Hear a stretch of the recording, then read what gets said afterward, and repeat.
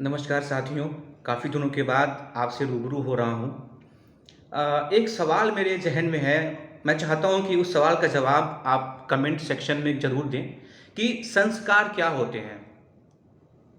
हम अक्सर सुनते हैं कि यार उसका संस्कार बहुत अच्छा है, इसका संस्कार ठीक नहीं है। तो ये संस्कार शब्द का मतलब क्या होता है? क्या संस्कार शब्द किसी किताब में परिभाषित है? क्या संस्कार शब्द जब हमारा परिवार बनता है, क्या परिवार की कोई किताब होती है, क्या उसमें परिभाषित होता है? हमें इन सारी चीज़ों पे थोड़ा-सा ध्यान देना चाहिए कि संस्कार शब्द आया कहाँ से, उसका मतलब क्या होता है और हमें संस्कार को क्या समझना चाहिए। मेरे हिसाब से अगर मैं बताऊँ संस्कार क्या होता है, तो हमारे बुज़ुर्गों के द्वारा, हमारे दादा-दादी जो होते हैं, हम जब छोटे होते हैं, तो उनके द्वारा कहे गए एक-एक शब्द, उनके द्वारा दिया गया दिशा निर्देश कि सुबह जल्दी उठना चाहिए, अगर घर में साइकिल है तो साइकिल का पहिया उसको साफ़ कर दो, मोटरसाइकिल है तो उसको कपड़ा मार दो, साफ़ कर दो। शाम को 6 से 8 पढ़ाई करना चाहिए, सुबह की धूप लेनी चाहिए। अगर आप सो के उठ रहे हो तो अपना बिस्तर, अपना चादर तह करके रख दो, है ना? घर पे झाड़ू नहीं लगाया है तो झाड़ू मार दो। अपना जो घर का द्वार है, जो घर का आगे का फ्रंट है, वो साफ़-सुथरा होना चाहिए। शाम के वक़्त दीपक जला देना चाहिए, रोज़ स्नान करना चाहिए, वग़ैरह-वग़ैरह। ये सारी चीज़ें क्या संस्कार में नहीं आती हैं? हमें सोचना चाहिए।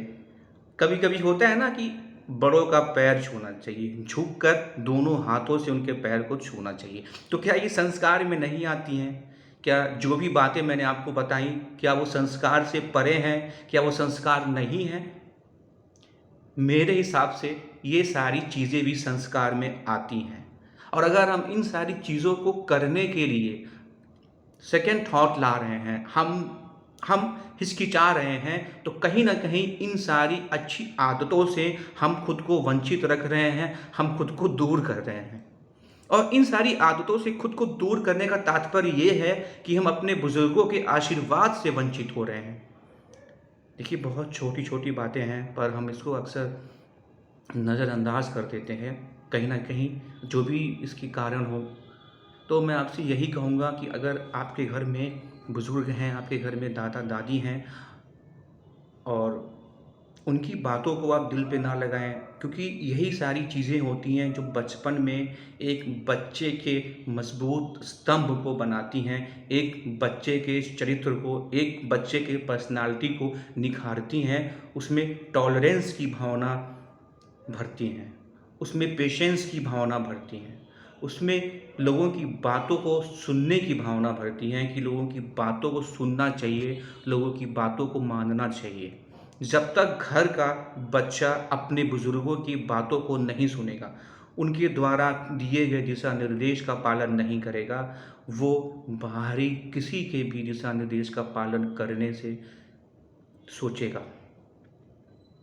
बस यही छोटी-छोटी बातें हैं, इन्हीं छोटी-छोटी बातों से हम अपने जीवन को बेहद सरल बना सकते हैं। हम अपने बच्चों को, अपने जो हमारे अनुज हैं, उनको संस्कार के रूप में ये सारी चीज़ें दे सकते हैं। अगर उन्हें चीज़ें समझ में आएँगी, तो उन्हीं का जीवन, हमारा ही जीवन सरल होगा, किसी और का जीवन सरल नहीं होगा। तो हमें हमेशा अपने बुज़ुर्गों के प्रति, अपने बड़ों के प्रति ये सम्मान और इस चीज़ का धन्यवाद करना चाहिए कि उनके द्वारा दिए गए ये छोटे-छोटे पाठ, ये छोटी-छोटी डाँट, ये छोटी-छोटी दिशा निर्देश हमारे कैरेक्टर को, हमारे एटीट्यूड को, हमारी पर्सनैलिटी को निखारते हैं, उन्हें समाज में एक मज़बूत स्तंभ देते हैं।